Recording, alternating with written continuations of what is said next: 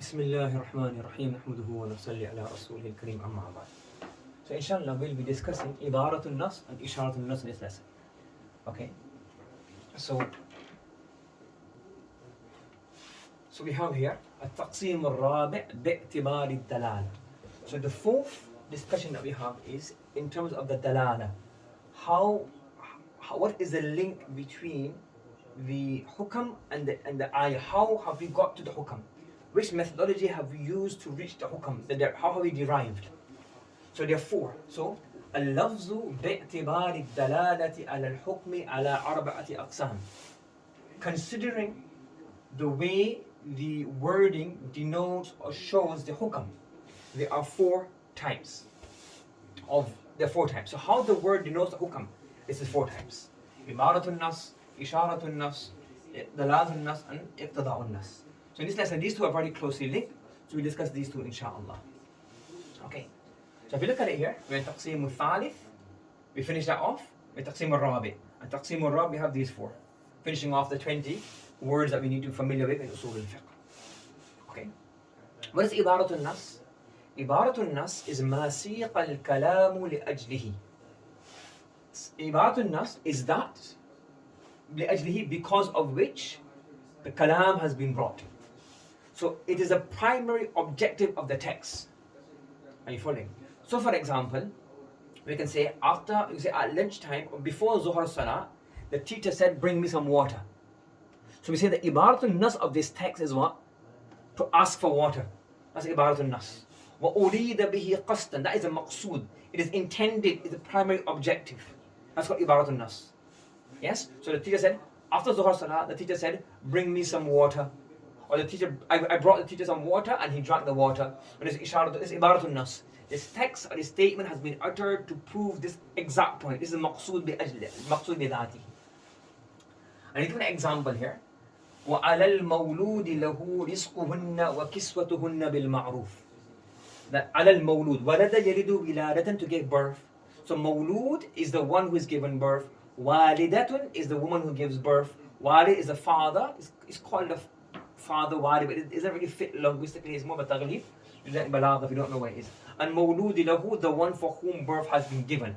And this means the father. So Allah subhanahu wa ta'ala has used the phrase mawludi lahu to express the idea of father. So in this verse, Allah has said, the father, it is the duty of the father to provide the rizquhunna, to provide clothing for the mother, food for the mother, bil ma'ruf, according to what is acceptable, the custom, the acceptable norms. So the ibaratul nas of this text, the primary reason the text has been brought is to show that the responsibility of feeding and providing for the mother is the father's duty. This is why this text has been brought. Is that clear? Understood? Okay. Then moving on. This ayah, سِيقَ لِإِيجَابِ نَفَقَتِهَا وَكِسْوَتِهَا. And this verse has been brought to show. The compulsion of the nafaqa and the kiswa. Nafaqa, expenditure and clothing, to be the duty of the father. This is why this verse has been brought. Okay. حُكْمُهُ وُجُوبُ مَا ثَبَتَ بِهَا قَطْعًا. The hukam, the ruling of an ibaratul nas is that it is compulsory, the compulsion of what has been proven via it. Whatever has been proven via ibaratul nas is wajib. Whether it's amal or aqidah, it is wajib. So basically, you can't deny that it is not the duty of the father. This is qat'an in the Quran. Okay? So whatever, ma thabata biha, whatever is proven via ibaratul nas is wajib qat'an, meaning it is proven without any an iota of doubt. And next to that we have isharatul nas. Ma thabata bin nas, it is proven from the nas. You use the wording of the text. However, ولكن لم يسق الكلام لأجله. However, the kalam has not been brought for that purpose. So if you go to the example I gave you before, if you said, I brought water for the teacher after Zuhr Salah and he drank from it. The maqsood, the ibaratul nas, is to show that the teacher was thirsty and he drank water. The isharatul nas is he wasn't fasting. So this text was not brought to show that the teacher wasn't fasting. It was simply brought to show that you got him water, he asked for water and he drank the water. But you can also understand from this text that what? you can understand from the text that the teacher was not fasting. That's called Isharat al-Nas. Something understood from the text, but is not the primary purpose, objective, and goal of the text. And he gives an example here. This example is not that clear, but it's still here. It says, فَلَا يَكُونُ ظَاهِرًا مِنْ كُلِّ وَجْهٍ. So the mafhum and the thing that is derived is not clear in all aspects. And he gives the example, same text. So we know the Ibarat al-Nas is to prove the compulsion of kiswa and risk upon the mawlud lahu, the father. He says here, فِيهِ إِشَارَةٌ أي إِشَارَةٌ إِلَىٰ أَنَّ النَّسَبَ لِلْآبَاءِ. Because when Allah has used the word عَلَى الْمَوْلُودِ لَهُ, mawlud lahu, that person for whom the mother has given birth. The father has impregnated the woman, and she has given birth as a result of this.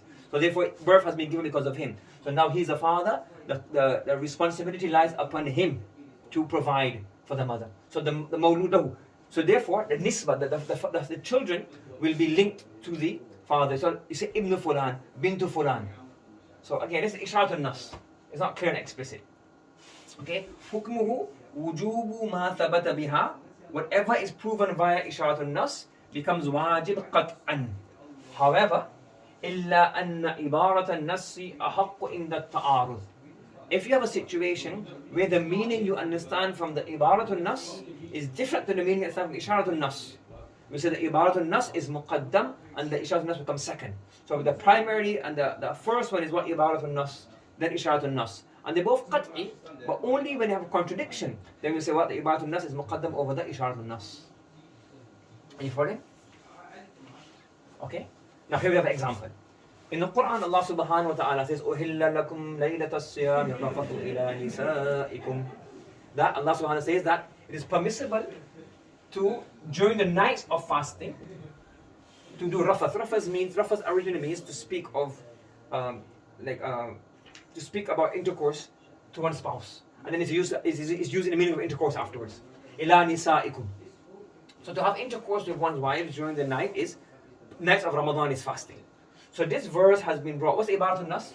So if you go look over here, you say, well, Ibarat al-Nas, this verse has been brought primarily for the main objective is to show that the hillatu, the permissibility of ar-rafathu, hillatul rafathi, layaliya Ramadan, during the nights of Ramadan, it's permissible to do rafath. But if you look at a text, this very text, nothing else, we will find a few isharat. The text has these meanings included in them, but they're not screaming out at us. You have to go and dig them out. Number one is, this means, you say, well, number one we can derive from this is what? That being in the state of janaba does not negate fasting. Why? Because when we say here, layla means the entire night. So the ayah explicitly mentions that rafath is permissible the entire night. The first part of the night, the middle part of the night, and the latter part of the night. Even the very last part of the night, as long as it doesn't go over. So that means if a person has intercourse in the very last part of the night, before the tulu al-fajr, before the dawn, he's not done anything wrong, it's allowed, it's halal. So it's halal to the very last minute. After that intercourse is finished, he's in a state of janaba. He does not have enough time to perform his ghusl. So explicitly the Quran has said that the rafath is permissible in all parts of the night. By default, that necessitates that you can have intercourse at the very last part. Automatically, that would mean that what? Janaba is not contrary to fasting. So it's not the maqsood of the text. The kalam hasn't been brought to show this mas'ala. But this mas'ala is understood and derived from the text. That's one isharat al-nas. Number one. Number two, you can also say, well, we can do istilah from this, that tasting food does not break the fast, as long as you don't swallow it. How is this? The fuqaha got very far sight. They said, look, if a person lives by the beach, he lives by the ocean, he has no fresh water. So again, what happened now? He has intercourse in the last part of the night. He wakes up, and the fast starts. Now, if he has no fresh water, what does he have to do ghusl? He has no fresh water. He has seawater next to him. The fuqaha and ijma that in this situation you do wudu and ghusl in the bath. You do wudu and ghusl in the seawater. You can't do tayammum. And a farad of ghusl is to gargle. So therefore, when he gargles from the seawater, what will happen? The salty taste will come into his mouth, but that's permissible because we know that being in janaba is permissible. When the fast starts, he has to pray fajr, he has to do ghusl, and ijma and everybody says, you know, tayammum there, you have to do what? Use the seawater, and the seawater is salty, therefore salty water going into the mouth does not necessitate and does not break the fast. So now we can do istilal from this. Isharat al-nas. But the isharat is quite far off. That tasting food does not break the fast as long as you don't swallow it. So again, this is not why the text has been brought. But these are things that we can deduce from the text. This is called isharat al-nas. Okay? So in summary, if the reason or the primary focus of the text is called the ibarat al-nas, the reason the text has been brought, the main mafhum, the main objective goal of the text is called ibarat al-nas. And anything else that's understood and derived from the text is called what? This is called إشارة النص. سبحان الله وبحمده سبحانك اللهم وبحمدك وأشهد أن لا إله إلا أنت أستغفرك وأتوب إليك.